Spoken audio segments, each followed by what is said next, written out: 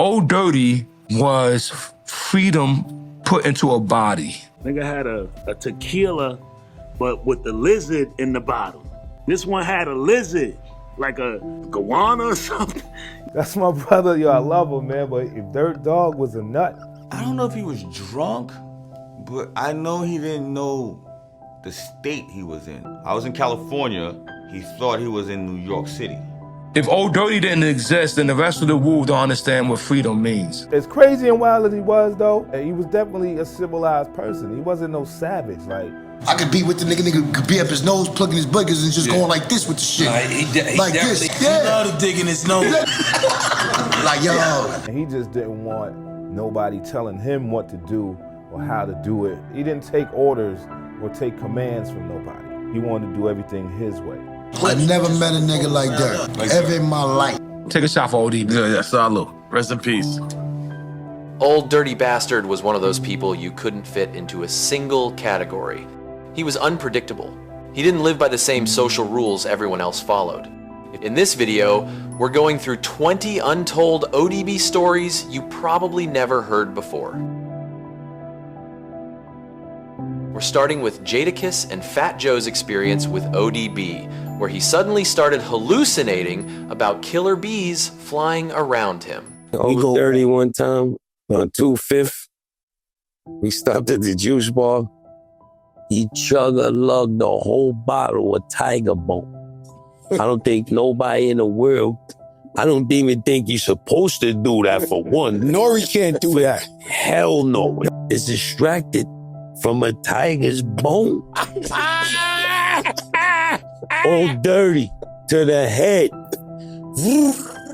Wow. Word. Yeah, he gave Girl like got that. Yeah. He had, that's how I knew he was human. Because if he would have did nothing out there, it would have been, but he still took a fucking whole bottle of Tiger to the head. I know you had to see him do all type of write-offs. One night, I'm passing, I'm with my wife in the car. I think I had the green Benz, and it was that Cheetah Club. And I was just driving by, and everybody was outside. And I seen, because you guys had serious beef with all the bouncers in every club in New York City. Like, I mean, y'all was public enemy number one. Y'all was Bin Laden out here, right? Because y'all kept beating up the bouncers and all that, right? Like, I don't know what the fuck it was, but I'm driving by and it's like 20 bouncers, cock diesel dudes, you know, and they got like ODB kind of hemmed up. And so I'm looking around, the whole hip hop, I don't want to talk about who, super rappers was out there and everybody was like minding their business. And it was just, for a fact, ODB was gonna get stretched out.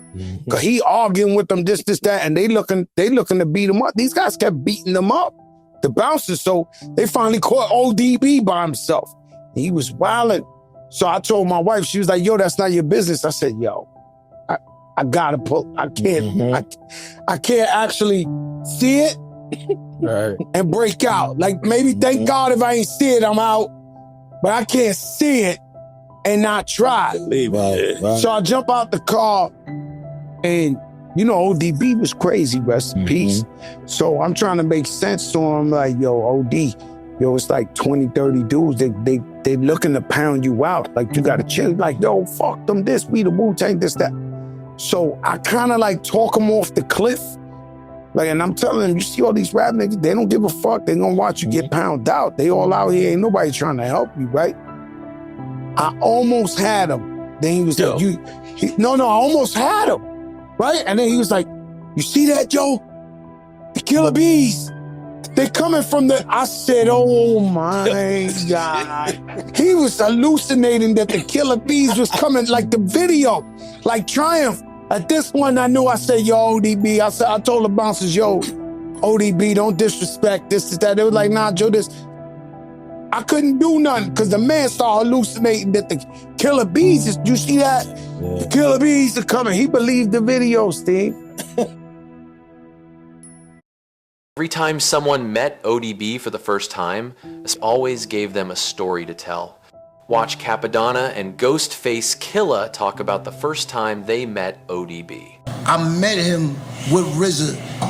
I'm meeting the hero, pastrami and cheese shit, hot and all that shit. This is the first day you meet him? First day I meet him. The nigga said to me, yo, God, Get a piece of that. Yo. The pastrami or the sandwich? Yeah, never even met. Never met, like, nah. Be like, yo. And it's Will's cousin, like, you know what I mean? So I'm like, all right, yo, here. Boom, I gave him half of this shit. And the nigga ate it, but while he's eating the piece, the nigga said, yo, word to my babies, God, that's the best sandwich I ever had in my life. Word to my babies, you know how it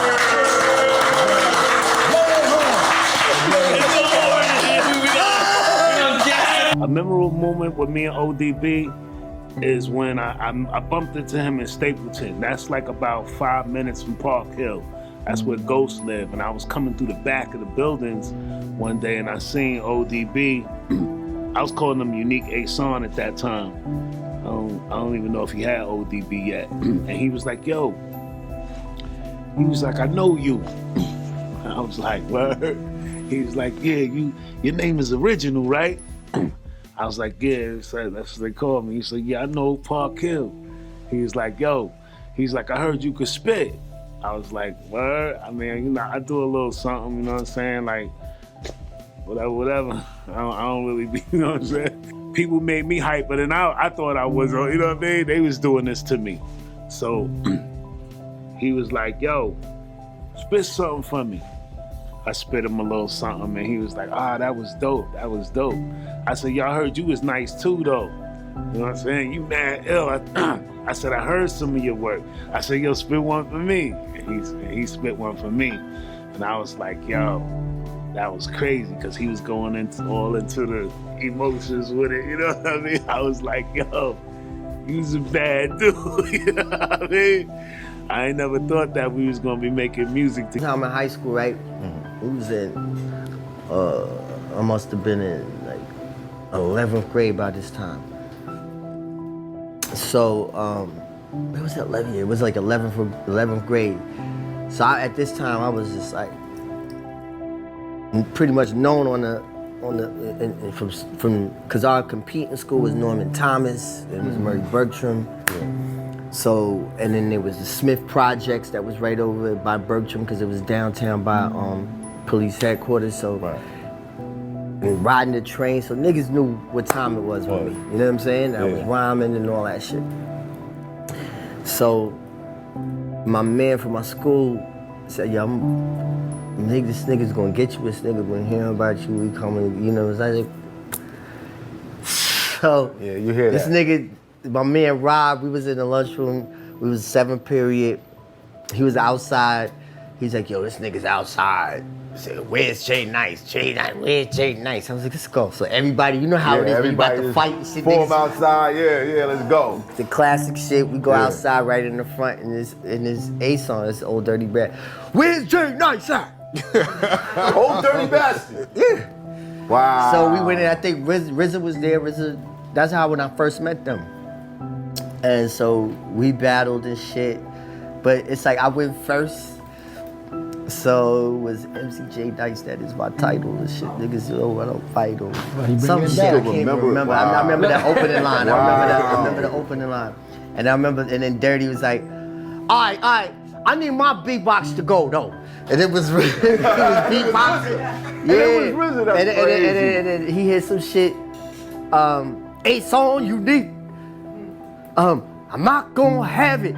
Dang nabbit, you switch like a faggot. Niggas was just falling out like, oh shit. Niggas falling out. I was like, I took the L. So how many rounds did y'all go? But we just went one because after that, because we couldn't get through the first shit. Because his style. Then I went off. Wow. They came back with some other shit. Niggas just dapped it up. Wow. We went down by the basketball court and shit. Drank some fucking Brass Monkey. Nah, don't try to brush it off. Because I remember what taking my first L was like. Nah, but it was funny because the nigga was funny. So everybody was just so in it the wasn't same. like it wasn't venomous. Right. Because the nigga's balls was just so he was on that early with that. ODB was known for grabbing the mic from artists so he could get his shine, even when it wasn't his show. He grabbed the mic from Biggie from Method Man, and even fought Akinyele for it. I think we was at the Arc in Brooklyn. We had a show with Capleton, you know, the reggae artist, and a couple of other cats. And I remember Ralph McDaniels was there hosting it. And we had to wait for Capleton and his crew to finish their setup to do what they had to do, but the crowd was screaming Wu-Tang while Capleton was on. And you know, Dirt couldn't wait. He didn't want to wait no more, so he goes out in the middle of Capleton's show and takes the mic, starts screaming, "Y'all want to hear no fucking Capleton? Y'all want to hear Wu-Tang, right?" Got the crowd all wild up, you know what I'm saying? And, you know, that him and Capleton get into it backstage, like, you know what I'm saying? Like, that dude, like, him and Akinyele, you know what I'm saying? For those who remember Akinyele, you know, he had the song Go Put It In Your Mouth. He used to say Dirty took his style. You know, he's the first one that had that wild, like, drunken monk type style. And, you know, when you look at Akinyele in the beginning, he did kind of, him and Dirty were kind of similar, you know what I'm saying? But I remember them being at the same show, being, you know, he's kind of the same way, man. They both didn't want to relent on who's going to get the mic and who's going to rock the crowd. So they wound up fighting for the mic in front of the crowd on the stage, like literally on the floor, laying in drinks, all types of shit. Like, Dirty and Akinyele fighting for the mic on some who's the master of that Dirty style. And I mean, that was hilarious. Like, you know, nobody jumped them, or like, we just let them go at it, man. Like, really scrapping over the mic, not even punching each other or trying to beat each other up, but trying to get the mic out of each other's hands. The funniest thing I think I seen, and the most exciting thing, was when he took the mic from Biggie. When Biggie was doing a show somewhere at the Mark, could have been the Mark Ballroom or something, somewhere in Brooklyn or whatever, but Biggie was on the mic, and he took the mic from Biggie. Rest in peace, Biggie. Love you the most. And Biggie started being his hype man. and Biggie was so amped up. Once Dirty started going in, Biggie forgot it was his show. He was on the side just doing him, like, you know how he be doing this little crack thing and all that? Yo, I was like, yo, it's real. You know, if that was anybody else, they would have got sandwiched, G. He ran up on Method Man and Redman set mad because he couldn't get no shine in between them and threw the turntables over, man. You know what I'm saying? That's how Dirty took the whole DJ equipment, 2 hands, shoved it on the floor, man. On some I can't shine, nobody gonna shine. You know what I'm saying? And that's my brother, yo, I love him, man, but Dirt Dog was a nut. Like, when we used to be on stage and Meth used to be doing his shit, and the crowd going bonkers for Meth. And Dirt, and I know him, cause you know, before we started this shit, it was like we was getting busy in other places and shit, you know. But anyway, he like, yo, he just watching him, and I'm looking at this nigga, looking at Meth. And then when Dirt go on stage, he won't go up there and say nothing. Meth won't say nothing. No, Dirt won't say nothing. Okay. He just put that one in the air like that, and the crowd will just go crazy. Like, it's almost like he was almost challenged. That's how I took it. Like, he was battling because Dirt want to be first. He want to be the best. Right. But Meth is already fire. Right. So now it's these two. And I don't even think that Meth knew, because Meth was going on stage and then Dirt would come on next. Like, but for me and him having a relationship, I'm like, yo, my brother crazy, B. Yeah, B, but he was that, like how Ray said, he was special. Being in the studio with ODB was a whole experience on its own. Here are some of the craziest studio stories from people who worked with him. One of the best beats on the album, to me, was called Going Down. And that beat was actually for Havoc. But then ODB said, I want it. Right. So I was like, fuck it, God, you have what you want. Right. But in the middle of that track, his weird, they upstairs cooking fish up in the upstairs. And they cooking shit. And we down in the studio, he was like, yo, God, I want to do something crazy in the middle. I said, what? So I want my wiz to come down and argue with me. I was like, that's genius. So I said, yo, come down, and you guys gonna get into an argument. I'm gonna record this shit. And they record the argument. And then the gag was, in the middle of that argument, he's gonna sing Somewhere Over the Rainbow. And he does it. And that's in the middle of a song. So no other album can do that. He says, I reached out to ODB and he wanted $15,000 to rap on the record. At the time, that was a lot of money, but it really wasn't for Mariah Carey's budget. So no problem. He finally showed up 3 hours late, and when he got there, it was about 10:30 at night. He had been drinking and was on the phone when he walked in, irate, screaming at some girl how he's gonna come kill her. He's going to kick her ass, and then whispering, I love you. Then screaming again. This went on for an hour. He finally came out and was like, yo, pardon me, this bitch is driving me crazy. I need some Moet and some Newports before we get into this record. I said, it's 12:30 at night, bro. Night now, bro. I don't know where we're going to get Moet from. He started yelling at the assistants, calling them white devils, saying, you white devils, y'all don't want black people to have shit. They went out for like an hour, and the only thing they could find was some Heinekens. He was so disgusted, he threw a bottle on the floor. At this point, Mariah had been calling every hour and an hour, wanting to hear something over the phone. Tommy was pissed because Mariah was keeping him up, so he finally got on the phone with ODB, and after that, finally we started to record. He said one line, me and Mariah, go back like babies and pacifiers, then paused, said, yo, I need to take a break, and then went to sleep for 45 minutes. He woke up and was like, yo, let me hear what I did so far. As an elevator, you gotta get in the elevator to go to the studio. There's no way about it.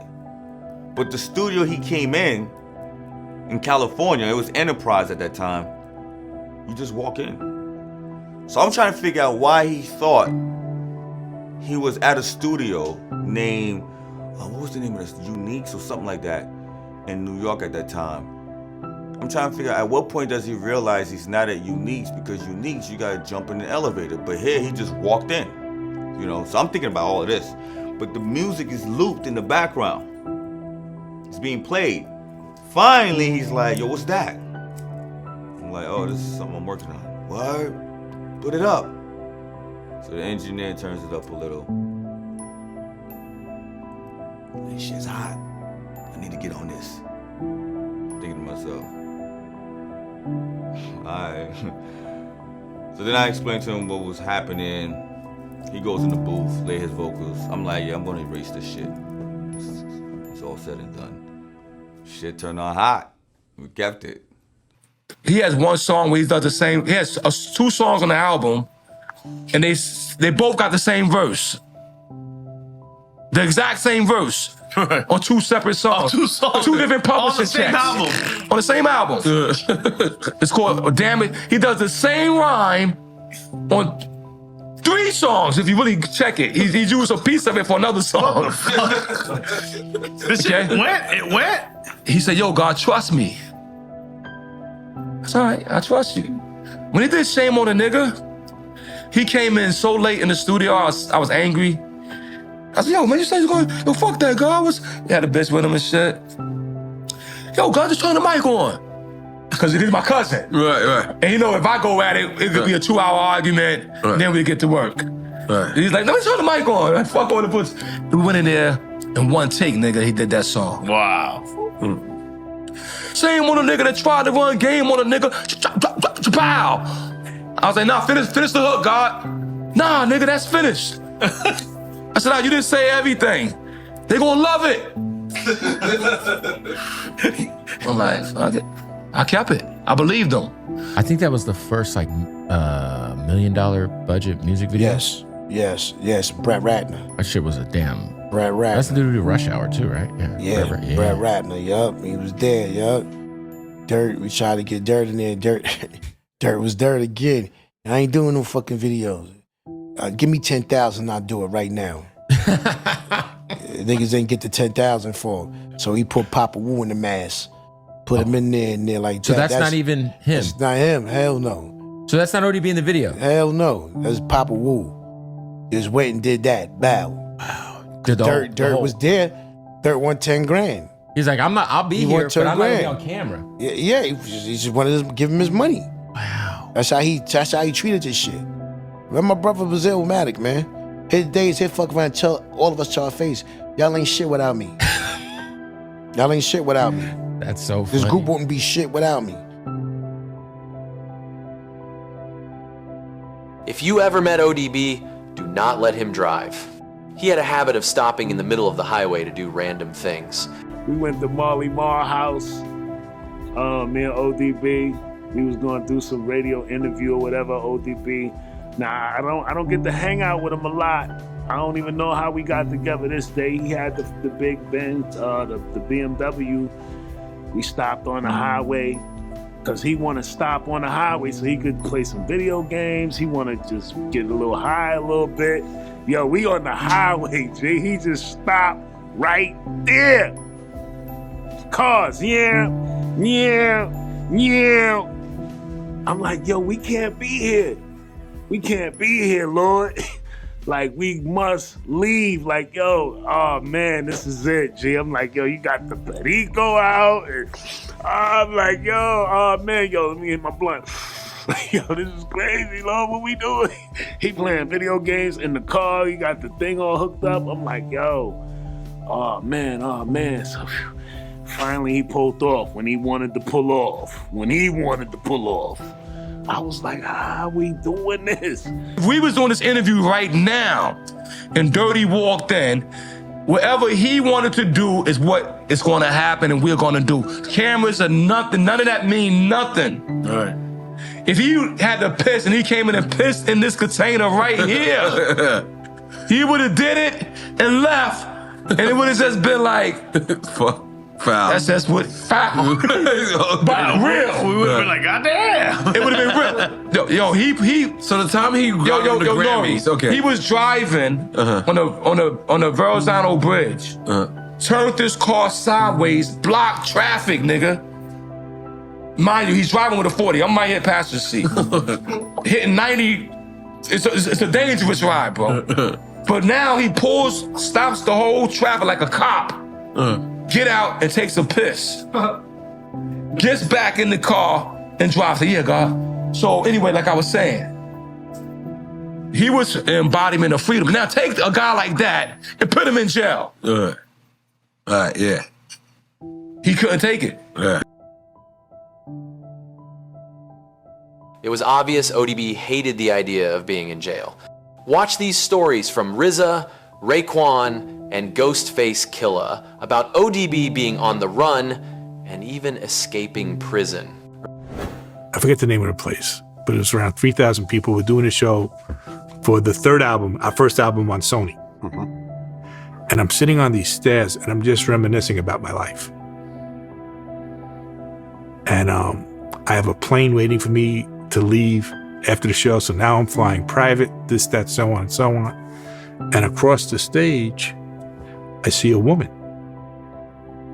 And I'm like, wow, that must be Dirty's sister. She looks just like Dirty. And she's walking closer and closer and closer, and she's going up the stairs. And I moved to my right a little bit, and he goes, "You don't say hello to an N?" Says the N-word. And I look, and it's Dirty. Where he broke out of jail. And he's dressed like a woman. Yeah, to get on the stage. Takes his clothes off, gets on the stage, the place goes crazy. Wait. The old dirty bastard broke out of prison? Yeah.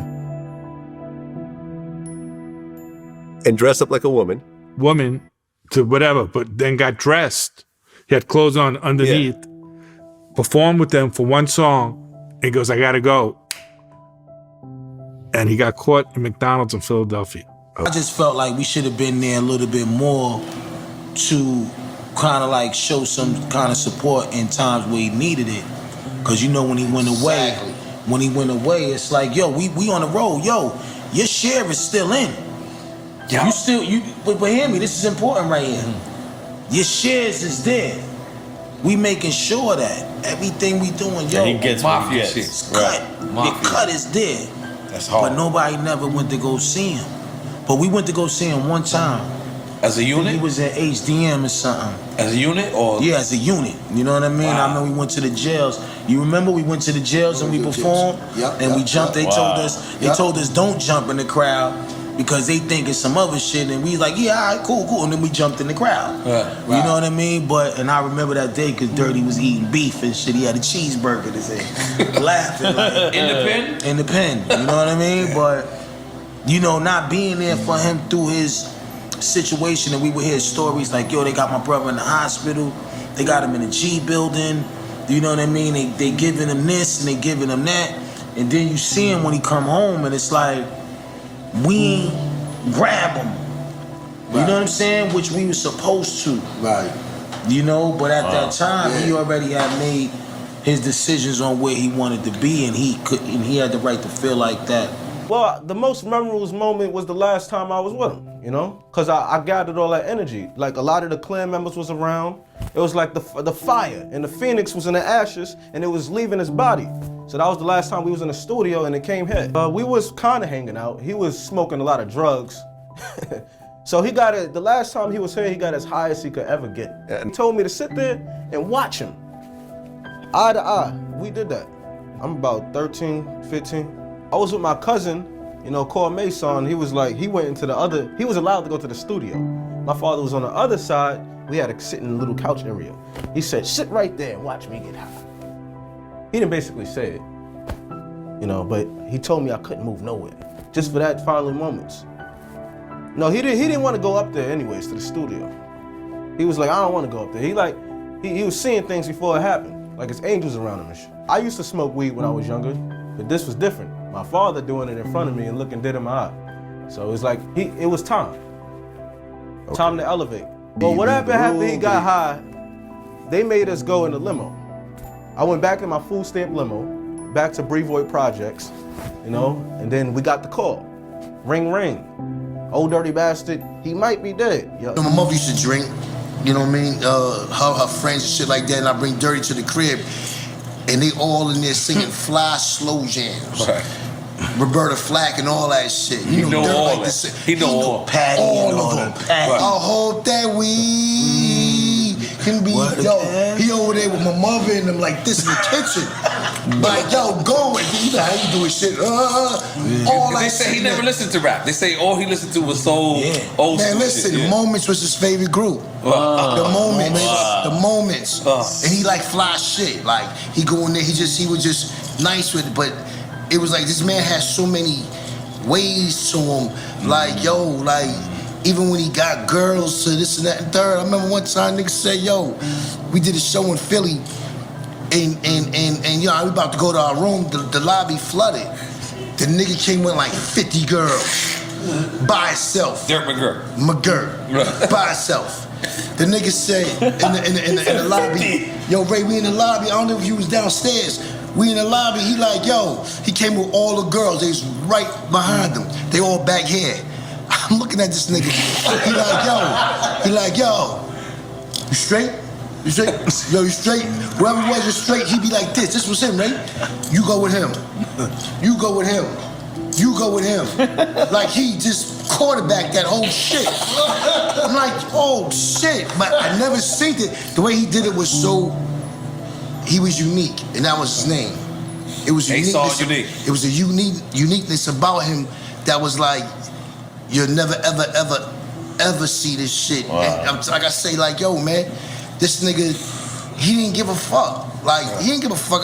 Like, nigga wears socks a few days in a row. Right. The nigga drop his sandwich on the floor, pick it up, blow it off. God made dirt don't hurt. You know what I mean? He was that type of real nigga like that. Like, you know what I mean? Like, yo, I could be with the nigga could be up his nose, plugging his boogers and just going like this with the shit. He like this. Yeah. He love to dig in his nose. He love to dig in his nose. And be talking to you just like this, plugging the shit over shit. Like, yo, son, you know what I mean? Like, yo, he's a picky nigga. Yo, it's like, yo, stop doing that shit, man. Yo, the nigga said one day, right, in the mall, he said, yo, he's like bag of chicks. The nigga said, yo, Blasey Blasey, told him his name. The chick didn't know who he was. He said, yo, you don't know me? It's Mo Dirty, yo. But nah, you really don't know me? The nigga just busted like, me and Mariah. Yo, got the bitch. I'm like, yo. They know that record. This nigga, yo, I'm like, how the fuck could you just go out and say some shit like that? Like, you know what I mean?